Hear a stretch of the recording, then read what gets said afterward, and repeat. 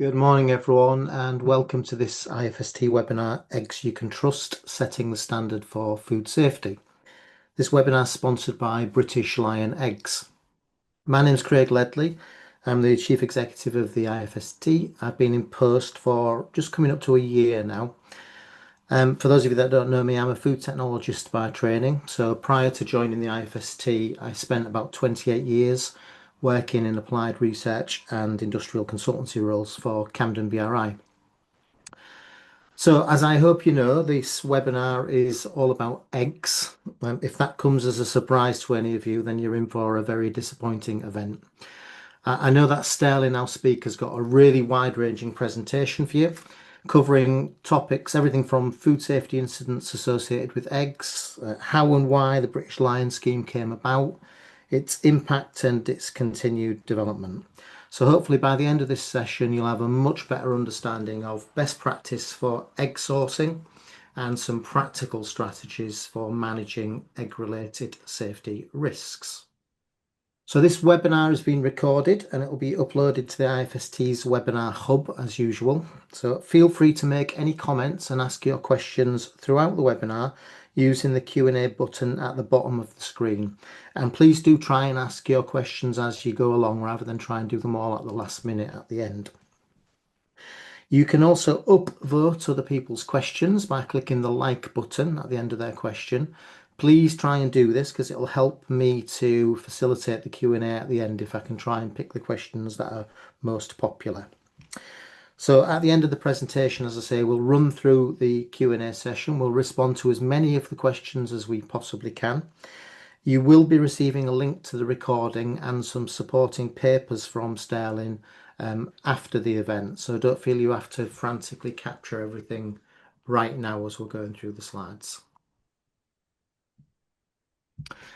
So now I have great pleasure in introducing Sterling Crew. I'm sure he'll be known to many of you. He's got a CV as long as your arm, so I will just pick out one or two things at this stage. So he's the immediate past president of the IFST. So I'll start with the most important things first, clearly. He's chair of the Food Authenticity Network. He's a trustee of the Chartered Institute of Environmental Health. He is an independent scientific and regulatory advisor for the Olio Food Sharing app, and he also sits on advisory boards in Saudi Arabia and Jamaica. Most relevant to today, of course, he advises the British Lion Scheme. So if you want to know more about Sterling, then please take a look on our website for his full biography, or you can also follow Sterling on LinkedIn. And with that, I will hand over to you, Sterling. Welcome. Thank you very much, Craig, for that warm introduction. I suppose when you say CV as long as you're on, what you're really saying is I'm now an old age pensioner, Craig. I got my pension last year. It's a great pleasure and privilege to be with you today. I'm going to be talking about eggs and egg safety. Just let me share my screen.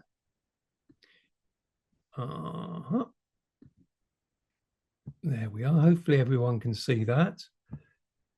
I'm going to be talking about egg safety. This is a personal view, I'd say, built up on my experience of working in the food sector. So it's not a British Lion point of view. I'm giving my impression of what's going on in eggs. And the 2 points I'd like to get over to you today is, number one, eggs present a clear and present danger to food safety. And we need to understand why that is and how we can mitigate that in the work that we do.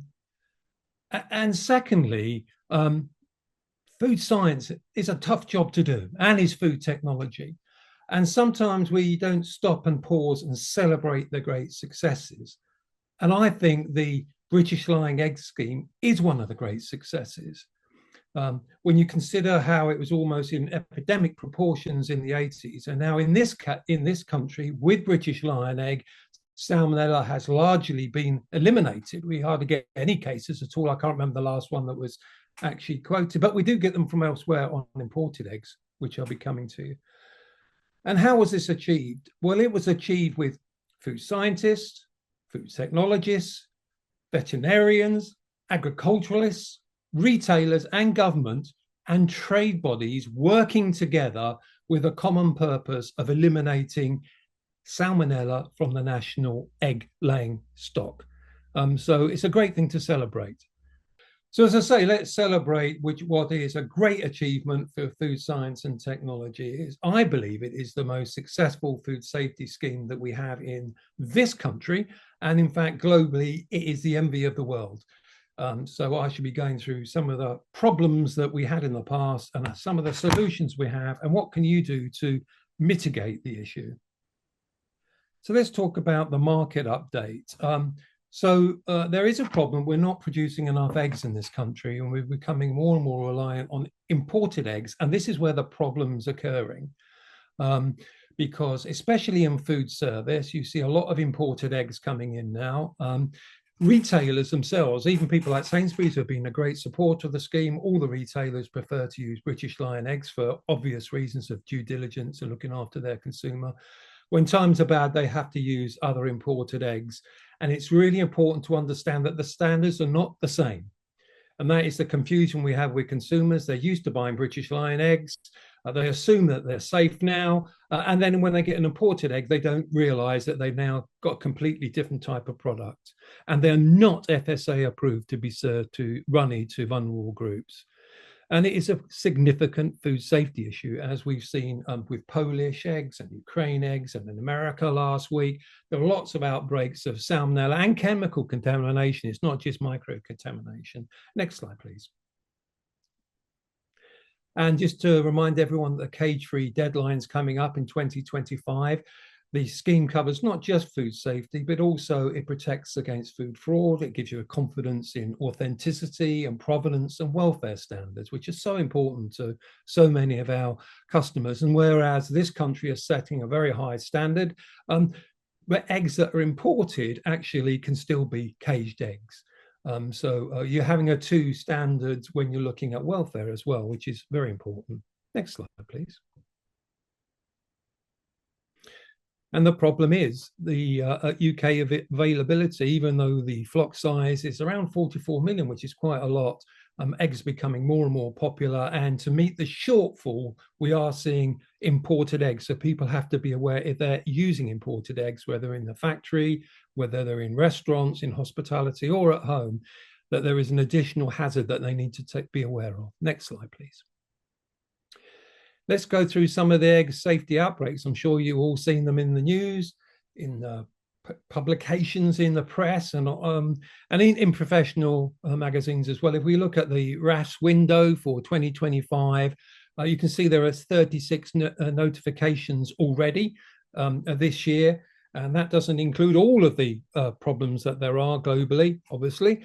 But it tells you that, it highlights the problem that they had in Sweden a couple of months ago, again with imported eggs from Ukraine. They had a massive salmonella outbreak there, and various other incidents that happened at Germany. And it's not just shell on eggs. So when I talk about eggs, we all imagine it's the shell on eggs, but it's not just that. It's egg products. It could be liquid egg.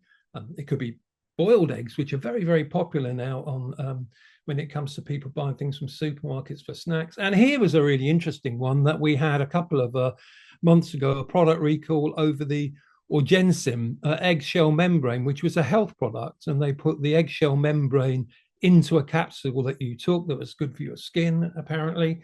It contains salmonella. So you can imagine it's not just food. Anything you put in your mouth is a real risk. And you also have the problem of cross-contamination potential as well. Next slide, please.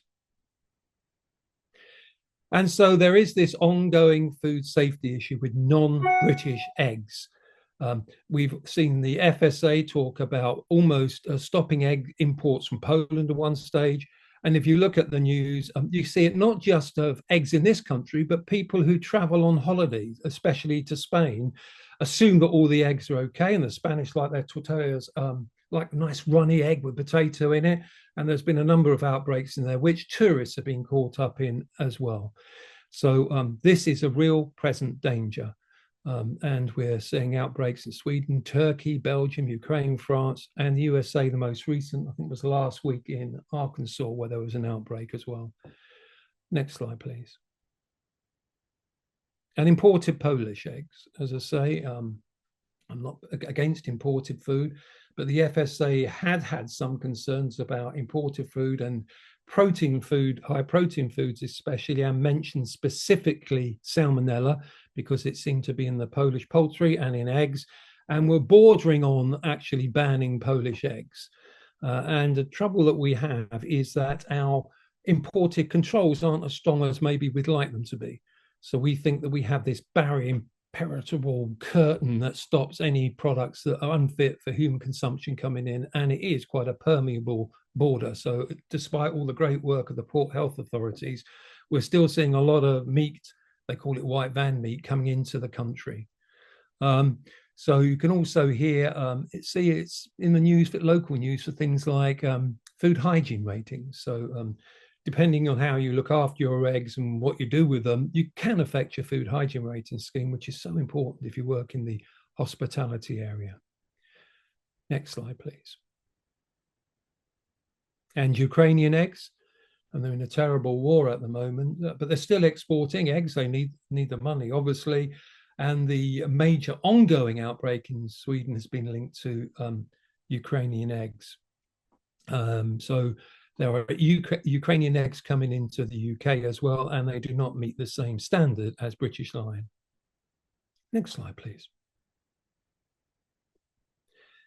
So there are 22 associated warnings with imported food eggs, and whether it's your business or you're advising another business, please be aware of this risk. It's not just food safety. There is some imports can produce eggs from systems of production that wouldn't be legal in the UK, as I say, battery cages. So again, it's welfare, other legal issues and provenance issues. And if you look at the risk profile of imported eggs from the FSA, it's not particularly good. Next slide, please. And salmonella is generally on the rise. I don't know if you know, when we think about how successful we are, rates of reported salmonella and Campylobacter are the highest they've been for 10 years. So against a backdrop of increasing salmonella, Campylobacter, and now we have norovirus as a reportable disease, well, I'm sure we're going to get more information there. The British Lion eggs are bucking the trend. So we're not having salmonella in British Lion eggs, but we're still seeing salmonella cases rising. Next slide, please. Do a whole webinar just on why is salmonella going up. So why should we trust British Lion eggs and egg products? Next slide, please. So I'm fairly old now. I'm effectively retired, and I was practicing as an environmental health practitioner in the 1980s. And we had a huge scare. It's impossible for people who have been practicing 10 or 20 years later to not realize the impact that this had. It was almost epidemic proportions. Cases were coming into the authority on a daily basis. It was all over the press. Even the government minister had to resign because she misspoke in the way that she talked about salmonella in eggs, although the general principle that she said was quite a legitimate one. And you can see the reported cases were going up. Next slide, please. But it's important to remember this is not a British issue. So even at that period when we were concerned about salmonella, it was a global issue that was going on. It wasn't something that just affected the UK. Next slide, please. And what was different is understanding how salmonella actually gets into eggs. A lot of people don't realize that it actually can come in through the ovaries. So the eggs can be hatched with salmonella in them already. And that if you don't boil an egg really well to get that log 5 kill, and then you're going to get salmonella in there. But the problem is most of us, certainly when I go and have breakfast with my grandkids, we love to have soldiers and the eggs are dippy. When I have fried eggs for breakfast, they have to be runny. So there is a culture in this country of having runny eggs and not going for that 5 log kill. And even down to mayonnaise now. So I like to make my own mayonnaise, and naturally that's made with raw eggs. And if you get an egg that's contaminated with salmonella, the consequences can be absolutely terrible. Next slide, please.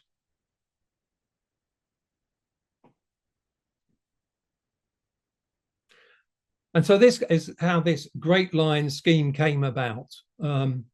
As I say, I celebrate it. One of the reasons I work for British Lion is because this has been a major part of my life, is trying to deal with the problem, trying to come up with a solution to the problem, and to see it working so well is just so, is something for us that we should all celebrate. Next slide, please.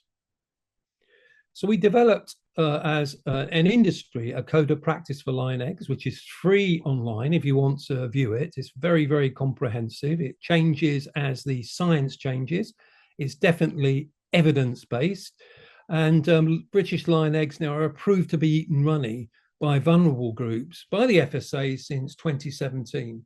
So it's taken us a long way there to get to a point where the Food Standards Agency has changed their advice. Originally, they said don't eat runny eggs, any eggs, and now just to say British lion eggs. So it's not saying that for imported eggs or non-British lion eggs. What it does do, it gives you guarantee that the hen's eggs are guaranteed British, which is important for some people. So we support our agriculture. All the flocks are vaccinated against salmonella. There's this independent auditing scheme, which is part of 1065, which is a scheme that audits schemes. So you know that it's an honest and it has a lot of integrity in it. There's a passport system for training, which you don't see in anything else. So you have a passport to show that you can work throughout the system. Obviously, it's labeled and you can see best before dates. You can see the farm it comes from. So there's full traceability, which is so, so important. And what many people don't know is there are stringent feed controls as well. And some of the cases that we've had on recalls in this country from the big supermarkets have been contamination of feed with fipronil and dioxin in Belgium and Holland. And that contaminated the chickens, which contaminated the eggs, which led to recalls in British retailers who had used some of the kind of egg products in their sandwiches, etc. And it covers a lot of biohazard controls and hygiene. Next slide, please. So a very, very, very robust system. And look what's been its impact. So the proof is in the pudding.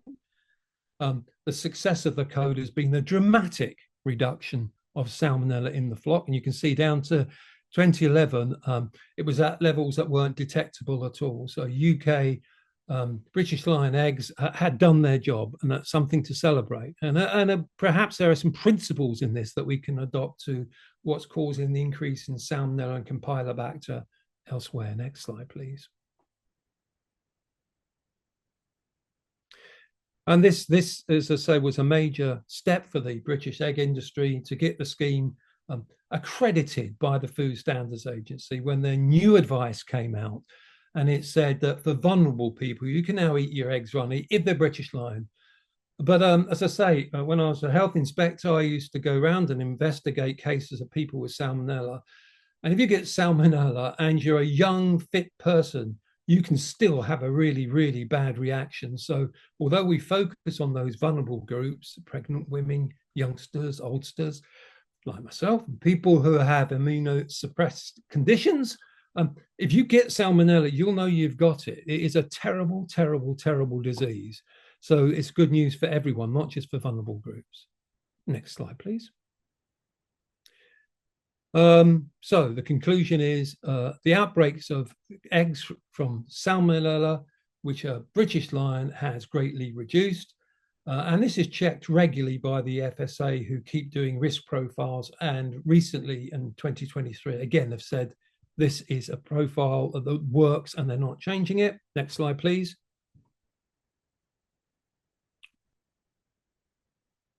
We've come a long way.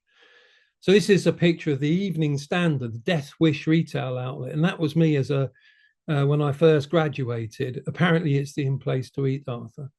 And it was a terrible time in the 80s, late 80s, where everything we used to seem to eat did us ill. You can see listeria emerging for the first time. It was discovered as a food poisoning, food-borne pathogen in the 80s. Nobody had realized it before. You can see eggs getting a mention, and BSE was to follow only a year later. And I think we should celebrate. I think British food standards have improved immeasurably since the 1980s. And I think eggs is a prime example that we can show how it can work properly when we have food scientists and food technologists working hand in hand with everybody else in the food sector. Be careful, there's a risk of complacency. And British Line eggs are slightly more expensive because people have to pay for the scheme. It's a self-funding scheme. And people start to think, well, eggs must be safe now, full stop. Why do I have to pay extra? Next slide, please. Protection from prosecution. This is a very well-known regulatory lawyer, Catherine Gilbertson, who I was talking to very recently. And she says, about due diligence, why expose yourself unnecessarily to prosecution after, and she finds it shocking that someone would choose not to buy British Line eggs, because if you do have a salmonella outbreak and it's linked to eggs and they're not British Line is part of your due diligence defense. It's, you know, what more can I do? Here's the traceability, here's the standard. Whereas if you step out of that protection, then you're going to have a really tough time producing a due diligence defense. Next slide, please. So legally, it makes sense. As I said, it's about pasteurized products as well. I keep thinking of eggs as eggs in shell, but we've had a number of products with liquid eggs, and you think, well, it's pasteurized. So what can be the problem? Next slide, please. It's almost counterintuitive, isn't it? Because not all pasteurized eggs are the same. They're used a lot now. I use pasteurized egg, liquid egg now. It's used widely in manufacturing, in hospitality, because of its convenience. But if you get one of these eggs, pasteurized eggs, and they've got a higher bacterial load, some salmonella may survive. And of course, this doesn't cover chemical contamination as well. So if it's been infected by a chemical, contaminated, then that will get through. And there's always a cross-contamination risk. So not all eggs are the same. Liquid eggs aren't, and a lot of people use British Line eggs for that purpose, for pasteurized eggs. But maybe we'll have some questions on that. People always say, well, if it's pasteurized, it must be safe. Next slide, please. But it doesn't always get the log file reduction that we want. And here we are, some more cases. Sorry, just to keep throwing cases at you. Recently in Spain, in Andalusia, salmonella was found in liquid pasteurized eggs. It's been found in America as well. In barn-farmed liquid eggs, and health bosses are also investigating outbreaks where it's found in egg whites. So don't just think of it as this is a shell on egg. It's what you do with it afterwards is also very, very important. Next slide, please. So we have a new code. So we are the only country in the world that has a code for enhancing a vigorous world-leading safety standards for egg products, not just shell on eggs, but egg products. So again, they have a microbiological safety program. There's very defined processing standards, time and temperature controls, foreign bodies to make sure we don't have any contamination there, waste egg disposal, feed control, which again is so important. And again, has this independent auditing from breeder farms right through to processors. So somebody's going across the whole food chain, this voluntary third-party audit just to ensure these standards are being met. And the latest additions have been poached eggs, because people now buy poached eggs and use them in factories as well, and cooked formed eggs, omelettes, obviously, and powdered eggs. So when you think about it, eggs are everywhere. They're a staple of our diet, highly nutritious, high in protein, high in vitamins. So it's a great product to eat and eaten widely as well. Next slide, please. And the FSA have the Advisory Committee on Microbiological Safety of Food. And so they're almost the honest broker. The FSA was actually set up following the outbreak in eggs and BSE to regain confidence in the food system. And this is them being independent, where they're turning around saying that the robust evidence-based methods for validation of the performance of heat processing treatments are probably required because current methods may overestimate the microbiological reduction achieved. So it's the FSA are also drawing people to this attention, why it has to cover liquid egg as well as shell on egg. Next slide, please. So I don't know if you are aware of what these audits are, but can I just go through a couple of points for you? Next slide, please. So if you've got a food hygiene rating scheme, which will affect many of you in retail, many of you that are in hospitality. And in fact, I know some factories use FHRS as another way of checking their systems. Even though it's not designed for factories, it is still a good standard. And when we've got legal advice and talked to EHOs, they've identified the two hazards, salmonella and chemical contamination. And then the control measured, if you're looking at FHRS, is you can use British Lion eggs for all dishes, even raw and lightly cooked. But then if it's non-lion eggs, then you've got to be able to convince a regulator who's visiting your plant that you're cooking thoroughly to 75. So you can't have the runny eggs, but many people, consumers, ask for it. I always do. And you're using pasteurized eggs from a reputable source. So if you're not having reputable British Lion eggs from a reputable source, you're opening yourself to a huge risk. And do not use lightly cooked or raw dishes, cross-contamination during preparation storage. So the outside of the egg can also be contaminated if the hygiene standards aren't adequate. Next slide, please.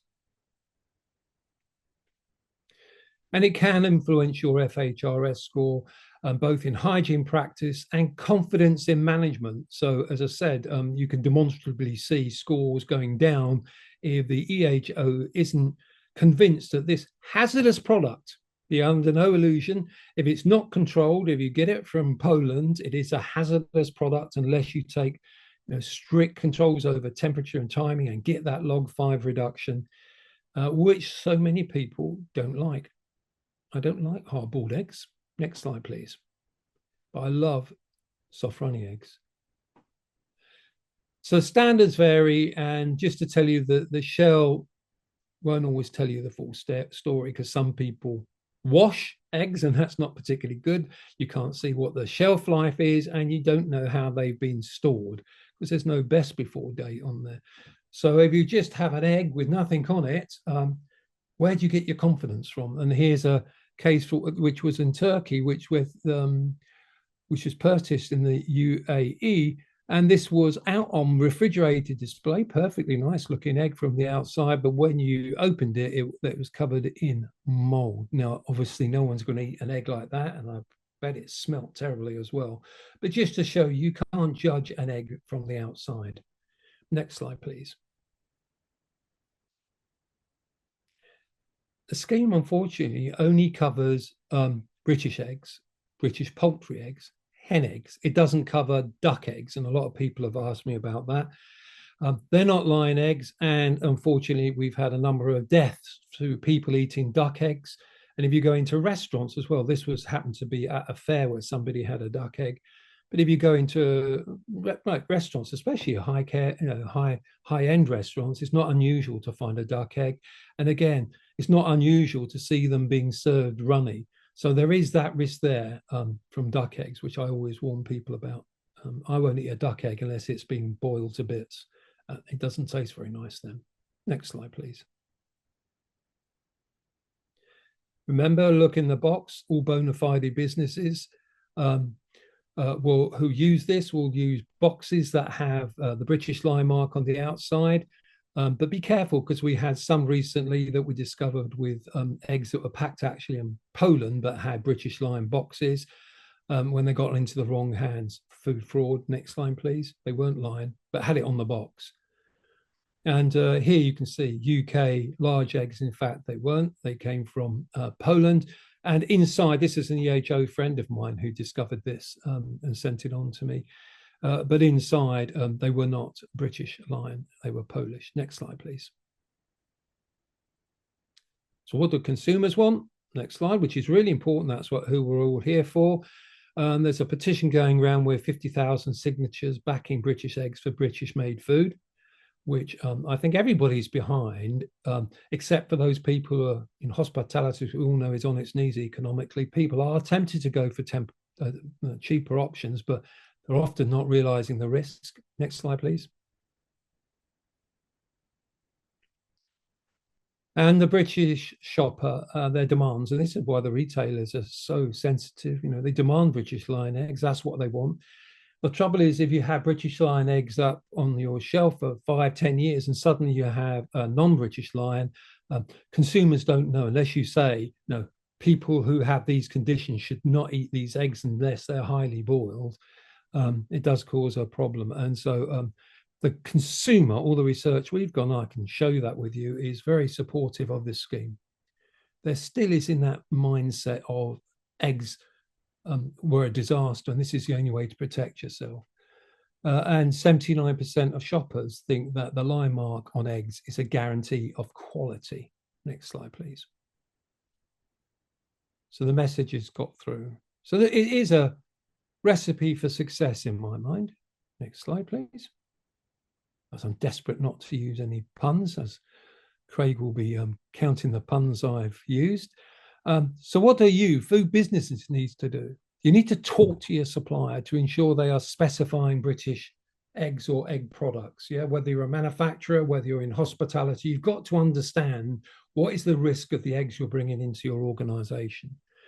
And check the eggs when they're arriving, because a lot of eggs are being sold as British line mark, but actually when they turn up at the back of the factory or back of the restaurant, they're certainly not. That's not unusual. Caterers should tell serving staff why they use British line eggs and share it with customers. So give people confidence. If somebody's saying, can I have my eggs running, then it's always good to assure people why they are safe.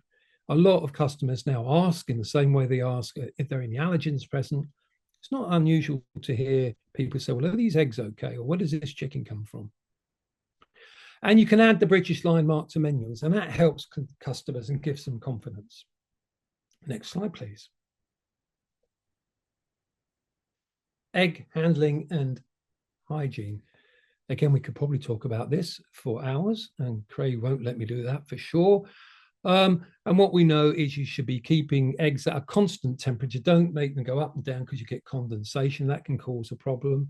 And you want to keep them below 20 degrees, preferably in the fridge. And in the supply chain, it's a lot cooler than that, obviously. Use eggs before their best before date and ensure there's strict stock rotation within your premises and indeed at home. Store separately from other foods, especially raw materials, raw foods, because you can get smell. Remember, the eggshell is semi-permeable. Obviously, because the chick would die if there was no oxygen getting through. So you do have a semi-permeable membrane there that smells can get in through. Cooked eggs really should be consumed as soon as possible after you've cooked them. Cooking and storage in the refrigerator, if not immediate, should be done, if not for immediate use. I always recommend that. And wash your hands before and after handling any eggs, just in case you get cross-contamination. And I said that British line eggs, you've got that hygiene guarantee, but other eggs you have to be really careful of. Next slide, please. So in summary, as we have 5 minutes to go, stay vigilant. Don't get complacent, because we've had decades and decades of no outbreaks of salmonella in this country from British line eggs, which over 90% of the eggs eaten in this country. And if you're not careful, you'll think, well, if it's British line or another egg, does it really cause any problems? And you can see the problems they have in Europe now. It's heartbreaking. The Polish outbreak of salmonella was one of the biggest ever in eggs. In America, it just seems to go from one to the other. And you know, talking about companies like Belgium, you're talking about Holland, you're talking about France, you're talking about Sweden, you're talking about Spain. These are countries with good food hygiene systems that follow EU directives, and yet still there are a number of outbreaks that, God, keep our fingers crossed, that we do not experience here. UK egg production leads the world in stringent safety standards. So it's great to see us leading the field, and I think we're known as that. Government advisors endorse consumption of runny eggs, even for vulnerable groups, as long as they are lion. And I think as long as we have the FSA and FSS backing the scheme, then I think we can all have confidence in it. Food safety management systems, I think, should dictate lion eggs for low temperature cooked eggs, and generally to reduce salmonella risks. So it's what I say to my clients. I only feed my family British line eggs. Obviously, I don't want to take the risk with them. I would never use anything else. And if you're in hospitality, the FHRS score could be compromised if you're using something else and can't come up with a convincing answer of why isn't there salmon in their eggs? What's the supply chain? What's the traceability? What testing have they gone through? It's very, very, very difficult to do. Salmonella is not the only challenge. Don't forget those chemical hazards with the recalls on dioxin, and that we've also had with fipronil. That is still a big problem, even though they weren't, you could argue, was it a safety issue? But it was illegal. It was detectable, and the ingredients must not be in food. So it caused a massive recall on the back of it. And beware, not all pasteurized eggs are the same. And I think most people, myself included, would have assumed, well, if it's been pasteurized, does it really make any difference where the egg came from? But that's certainly not the case. Next slide, please. So I finished exactly on time, Craig. And I'll do my very best to answer any questions that people have, if I can. And if not, as I said to Craig, then I can get back to you later if there's some more details that you need. Great. Well, thank you, Sterling, for such a broad-ranging and interesting presentation, and also of how you fielded such an eclectic range of questions. Thanks very much. Thank you to everyone for attending the webinar today as well. I think we did manage to get through all the questions, but if you've got any more, Sterling's quite happy for you to contact him directly. His details are going to be sent with the recording and certificate of attendance. We will share a recording of the webinar, including the Q&A session, for everyone that attended today via email. I think, as I mentioned at the start as well, we're also going to include a couple of articles that Sterling's written for Food Science Technology magazine. So before you log off today, please fill in the short survey, which will launch after the webinar ends. And on that note, I shall conclude. So thank you very much again, Sterling, and thank you to everyone for attending. And goodbye, everyone. Thank you. Thank you, Craig. Goodbye, everyone. Enjoy the rest of the day.